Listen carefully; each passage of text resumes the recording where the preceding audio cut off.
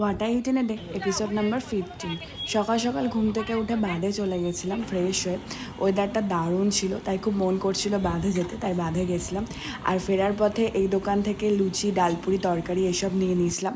আর লুচিগুলো যখন কড়াইয়ে দিয়েছিল খুব ভালোভাবে ফুলে উঠেছিল, ওটা দেখতে দারুণ লাগছিল। যাই হোক, বাড়িতে এসে ব্রেকফাস্ট করলাম, লুচি, ডালপুরি, আর ছিল ঘুগনি মটরের আর ছোলার ডাল। আর কালোজাম আমার খুব ফেভারিট মিষ্টি, ওটাও খেয়ে নিলাম। তারপরে মা চিকেন করেছিল, তো চিকেনটা টেস্ট করতে দিয়েছিল, ওটাই করলাম।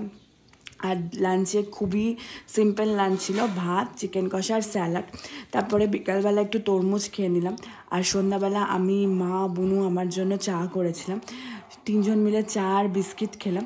আর রাতের বেলা গৌরফুড জোন থেকে মাটন বিরিয়ানি অর্ডার করেছিলাম। আমাদের এখানে গৌরফুড জোনে মাটন বিরিয়ানিটা দারুণ করে, আর এই নাল্লি পিসটা আমার দারুণ লাগে খেতে। আর সাথে গ্রিন চাটনি দিয়েছিল, ওটাও খুব ভালো লাগে। আর কোল্ড ড্রিঙ্কসও ছিল। যাই হোক, আজকের মতো ব্লগটা এখানেই শেষ করি।